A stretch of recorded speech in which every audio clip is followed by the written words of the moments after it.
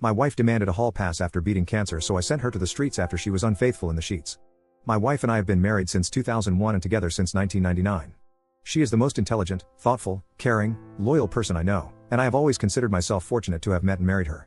Even today, she remains aesthetically beautiful, and men have consistently complimented her throughout our marriage. Despite their advances, she has always rebuffed them. Earlier this year, she was diagnosed with uterine cancer stage 1, and underwent a full hysterectomy. I was never concerned about the cancer. It was diagnosed early, addressed swiftly, and she made a full recovery. I took time off work to care for her after the surgery, and all seemed well. There were some expected emotional instances on her part, and though I am not particularly emotional, we confronted them together.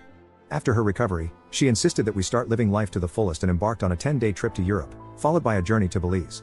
We also have a trip planned to the UK and Spain later this year. I am fine with these endeavors, as they contribute to building memories and checking off bucket list adventures for her and us. I understand that these actions stem from her feeling fragile. She also embraced activities like yoga, swimming, and healthy cooking classes. I was fully on board until last week. Last week, she came home from work and expressed a desire for a hall pass, a one-time opportunity for her to have intimacy with someone else besides me. She explained that since her cancer diagnosis, her outlook on life has changed, and she doesn't want to be restricted from doing things she desires. She mentioned a guy at her work whom she's always been attracted to, and as he's leaving the company, she sees it as the perfect opportunity to engage with someone else. She asserted that I could say no, but doing so would result in her being mad and disappointed at me for an indeterminate amount of time and would confirm my male toxicity and insecurity. I don't consider myself toxic, and if not wanting my wife of 20+ years to have intimacy with someone else is considered insecure, then I guess I am insecure.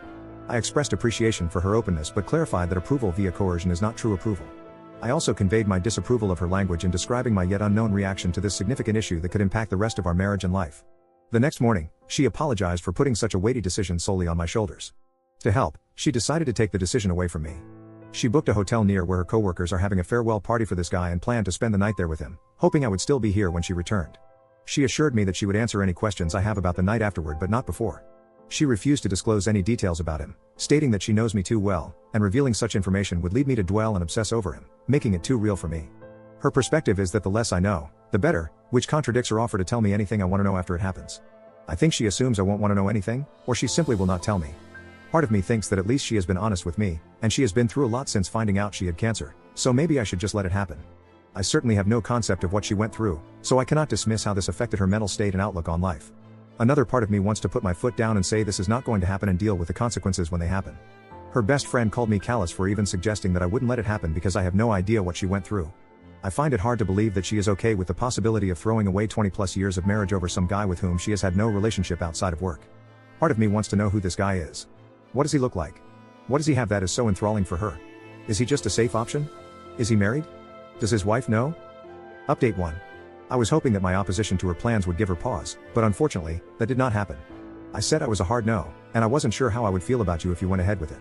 I was met once again with, "This is for me, it will be one time, what can I say to help you deal with it, you'll get over it, we were meant to be regardless of the situation." After that, she left on Saturday, ostensibly to meet her coworkers, but in reality, to be with the guy. I asked her to text me when she was leaving for the bar, and when she did, I asked her if she was really going to go through with this. After her response, "I am not answering any more questions tonight, I will see you tomorrow," I blocked her. Then I did something either stupid or brilliant. I went to the bar where the get-together was happening. Well, not the bar but a transit bench across the street. I waited for a long time. It was running through my mind leading up to this event that I needed to know who this guy was, maybe to compare myself against him, to see what he had that I didn't. It was driving me crazy not knowing who he was and what was so special about him that she would ruin a marriage for. After what seemed like an eternity, a woman that I recognized from my wife's office left the bar and got in a cab. Soon, other people started filing out, and the entire group came out. People were hugging a man and shaking his hand. I assumed that I had my guy. I didn't see my wife and had a brief thought that maybe she called it all off. I unblocked her, and there were no messages. Everyone said their goodbyes and left. The guy was just standing outside for a couple minutes, and then my wife came out. She looked around, took his hand, and started walking away together. Of all the emotions I went through, trepidation, sadness, anger, it was disgust that really encapsulated the event for me.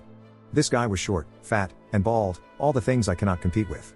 Ultimately, I felt like a pervert for watching from a distance. I followed until they got to the hotel, and then turned around and went home. I woke up on Sunday morning and put a lock on the master bedroom door. I moved her things to the spare room and left a note asking her to find other accommodations as quickly as possible.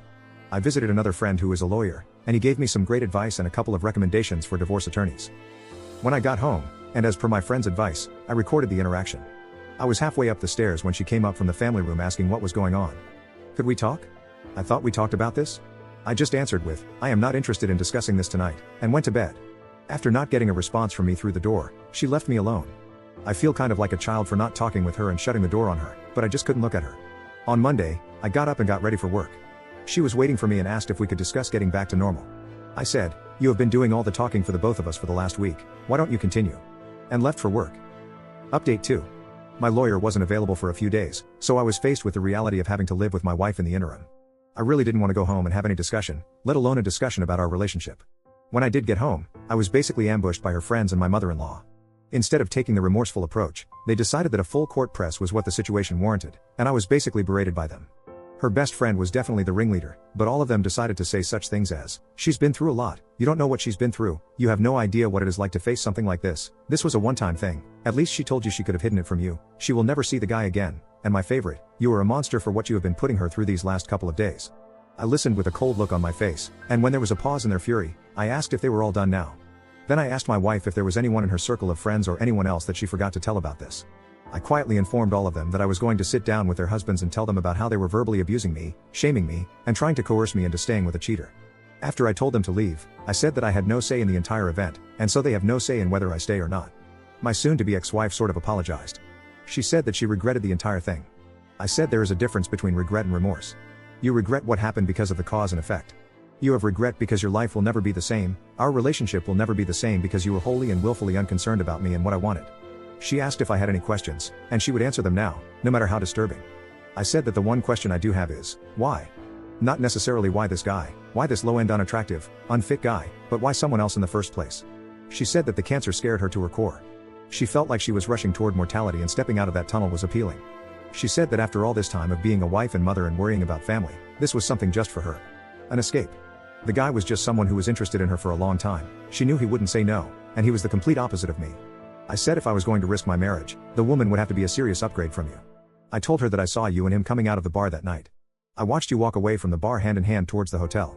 I said that you looked too familiar with each other and asked if there was something going on before all this. She said no, but who knows if that is the truth or not. I said that after all our years together, your lack of respect for me was astonishing. I finished by saying that I would never be able to look at myself in the mirror again if I condoned that level of disrespect and stayed with you.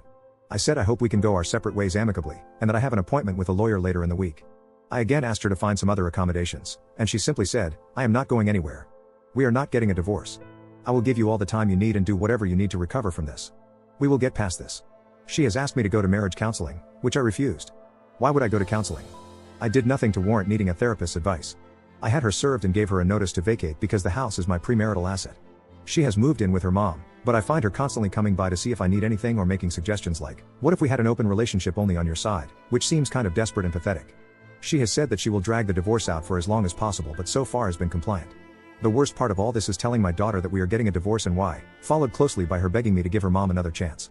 I am not sure I would have been afforded the same consideration if I was the one who was cheating. Update 3. There is not much to report. We are in the process of getting a divorce, however, where we live, we must be legally separated for 1 year. My wife has said that she will give me whatever I want in the divorce if I agree to attend marriage counseling, but I am not interested. There was a bit of back and forth while we worked out what separation looks like in everyday life from this point forward. As a result, we have only just agreed to the confines of the legal separation, so as we move towards defining the divorce language, maybe my stance may change.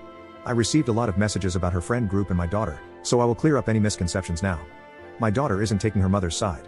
She has always been a mama's girl, but she is very unhappy with her mom right now. Her initial reaction was just shock and held out hope that we would work through any issues and stay together. Now she accepts that is not going to happen. She has been limiting her interactions with her, but at the end of the day, she is still her mom. The friend group husbands were upset at the level of complicity of their wives in aiding and abetting the cheating and made them cut off my wife, but that seems to have been forgotten at this point.